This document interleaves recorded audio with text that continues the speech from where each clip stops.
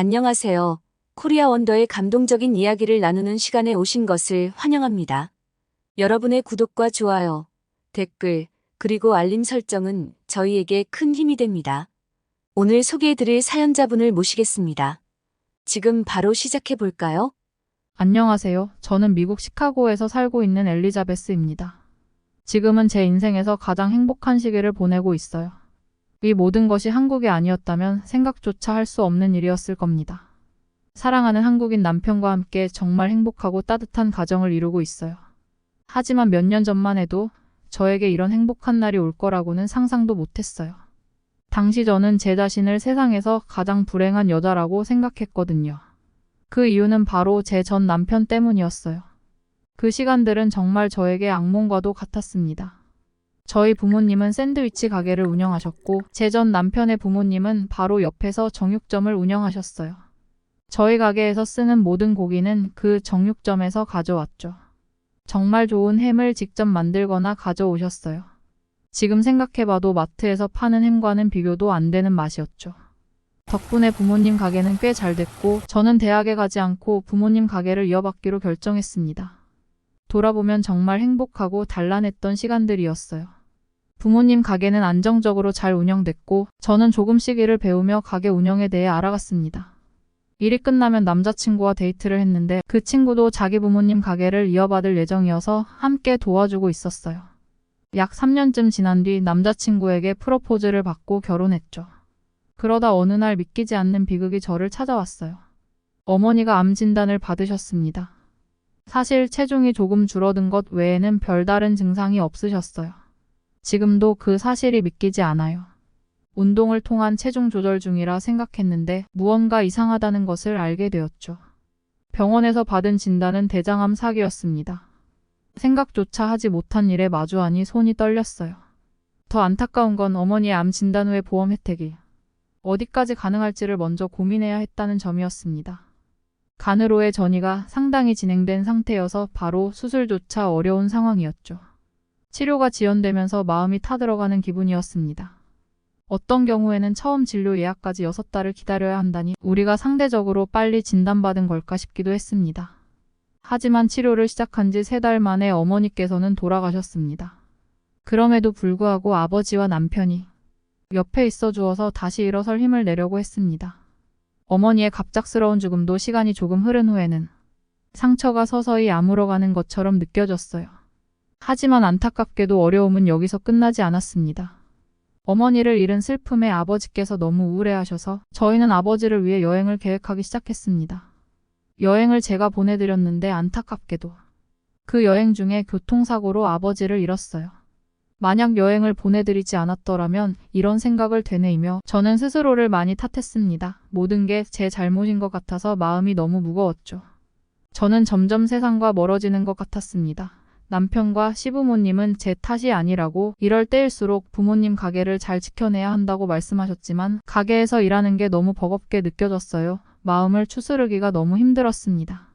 가끔 손님들이 아버지 이야기를 꺼내며 위로하려 할 때마다 마음이 얼어붙는 것 같았고 겉으로는 위로하는 척하지만 속으로는 저를 비난하고 있다는 생각에 깊은 우울감에 빠졌어요. 모든 게 제 탓인 것 같고 사람들이 좋은 마음으로 위로한다 해도 그 말을 꼬아 듣기 시작했습니다. 그래서 사람 만나는 것조차 너무 힘들었어요.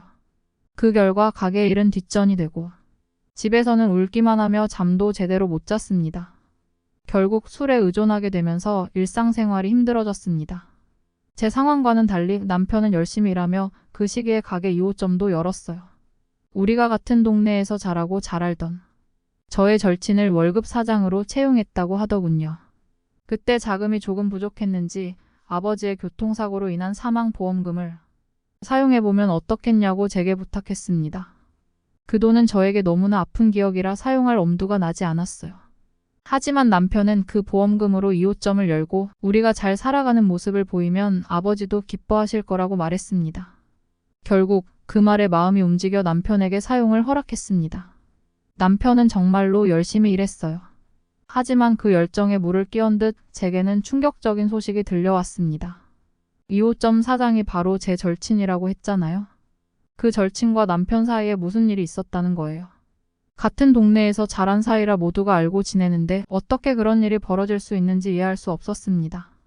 사실을 알고 나서 둘 사이의 관계를 직접 눈으로 확인하게 되었을 때 그 충격은 말로 표현할 수 없었습니다. 세상이 왜 이렇게 제게만 가혹한 건지, 제가 무슨 잘못을 한 건지 마음이 너무 아팠습니다. 그런 상태에서 휘청이고 있을 때 남편이 이혼하자고 제안해 왔어요. 이미 이런 상황이 된 이상 남편과 계속 같이 살아가는 것도 의미가 없다고 생각했습니다. 이혼을 결정하고 가게도 팔기로 하면서 마음속으로는 모든 것에서 손을 떼고 싶은 마음뿐이었습니다. 그러던 어느 날 밝은 미소를 지은 한 아시아 남성이 가게를 보러 왔습니다. 자신을 한국인이라고 소개했는데 이 한국 남성은 좀 특별했습니다. 가게를 보러 왔으면서 첫 마디가 식사하셨어요? 라고 물어보는 거예요. 처음 보는 사람에게 식사했냐고 묻는 건 좀 이상하다 싶어서 곧바로 식사할 계획이라고 대답했습니다. 그 남자는 가게를 이리저리 둘러보더니 마음에 든다고 했고 저도 빨리 가게를 넘기고 싶은 마음에 금방 계약하기로 했습니다. 다행이라고 생각했어요. 이제 가볍게 떠날 수 있겠다는 생각에 마음이 조금이나마 가벼워졌습니다. 그런데 그 남자는 제게 제안을 했어요. 같이 일해보지 않겠냐고요. 처음엔 무슨 말인가 싶었는데 그가 말하기를 원래 이 가게의 단골이었고 우리 부모님의 샌드위치가 너무 맛있었다고 해요. 그런데 이렇게 좋은 가게가 사라진다는 게 마음이 너무 아프다면서 자기도 이 일을 해보고 싶다고 했어요. 그리고는 한국의 전통 분식과 샌드위치를 함께 결합해보고 싶다고 하면서 그러기 위해서는 제 도움이 꼭 필요하다고 말했습니다. 심지어 돈을 더 주더라도 레시피를 구입하고 싶고 초기에 정착하는 동안만이라도 제가 도와주었으면 좋겠다고 했죠. 사실 저는 가게를 빨리 팔고 싶은 마음이 컸어요. 하지만 그의 제안을 받아들이기로 결정했습니다. 초기에 레시피 전수에만 집중하고 그 후에는 빠르게 자리를 떠날 생각이었죠. 그렇게 저는 그 한국 남자와 함께 음식점 일을 시작하기로 했습니다. 매일 그와 만나 레시피 연구는 물론 어떻게 가게를 운영해야 할지에 대해 논의했어요. 바쁘게 일하다 보니 점점 마음도 바뀌기 시작했습니다. 저도 모르게 삶에 활력이 생기기 시작했어요. 처음에는 샌드위치와 한국 분식을 결합하는 아이디어가 조금은 독특하다고 느꼈죠. 한국 음식점에는 가본 적이 있었지만 샌드위치와 한국 분식이 잘 어울릴지에 대해 의문이었어요. 제 돈은 아니지만 그래도 어떻게 될지 내심 걱정도 됐습니다. 그런데 점점 이 가게가 잘 되길 바라게 되었어요. 가게를 오픈하고 나니 생각보다 많은 사람들이 찾아와서 놀랐습니다. 저 역시 이 한국 분식의 맛에 점점 빠져들었어요. 건강하면서도 맛있게 먹을 수 있는 샌드위치 분식집이 이렇게 인기가 있을 줄은 몰랐습니다. 특히 김밥은 정말 새로운 시도였는데 엄청나게 잘 팔렸어요. 건강을 신경 쓰는 연령층이 높은 분들부터 다이어트를 중요시하는 젊은이들까지 남녀노소 불문하고 잘 팔렸습니다. 친구들 사이에서는 조금 매운 떡볶이도 인기가 있었고 치킨에 대해서는 말할 것도 없었죠. 그 친구도 자신의 예상을 훨씬 뛰어넘는 장사 성공에 놀라워했습니다. 그 친구는 정말 기뻐했어요. 음식도 정말 잘 팔렸습니다. 예전에 자주 오셨던 손님들도 다시 찾아오시며 부모님의 솜씨가 여전하다며 저를 격려해 주셨어요. 그렇게 잠깐 도와주려고 했던 가게에 벌써 6개월이 넘게 다니고 있었어요. 이 사랑스러운 가게를 떠나 살 생각을 하니 자신이 없었습니다. 일하면서 제 아픔도 자연스럽게 치유되고 저는 점점 그 남자의 매력에 빠져들었습니다. 그의 배려 깊은 마음과 따스하고 사려 깊은 행동에 저도 모르게 마음이 끌렸어요. 저는 이혼 경험이 있는 사람이고 그는 처음으로 결혼하는 사람이라 제가 부담스러울 것 같았는데요. 그런데 결국 그와 결혼을 전제로 사귀게 되었고 몇 달간의 연애 끝에 우리는 결혼하게 되었습니다. 전 남편과는 달리 배려심 많고 책임감 있는 이 남자를 정말 사랑하게 되었어요. 지금 돌이켜보면 가게가 저희 둘을 이어준 중요한 열쇠였던 것 같아요. 부모님이 하늘에서 이 남자를 저에게 보내주신 것 같다는 생각이 들어요. 지금은 가게도 잘 되어 더 넓은 곳으로 이사 가려고 준비 중입니다. 2호점을 낼까 생각도 했지만 저희는 같은 곳에서 함께 일하는 것이 더 좋더라고요. 매일 집에서도 일터에서도 보는데 얼굴만 봐도 웃음이 나옵니다. 절망 속에서 헤매던 저를 구해준 이 남자, 아마도 이게 바로 천생연분인가 봐요. 여러분도 이런 소중한 인연을 꼭 만나시길 진심으로 바랍니다. 엘리자베스님의 이야기를 들려주셔서 정말 감사드립니다.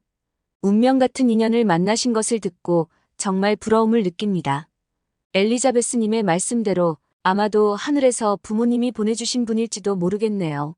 아픈 기억은 이제 뒤로 하시고 앞으로는 좋은 일들만 가득하며 행복한 매일을 보내시길 바랍니다. 오늘도 시청해주신 모든 분들께 감사의 말씀을 드립니다. 지금까지 마음을 따뜻하게 하는 감동 사연 코리아 원더였습니다.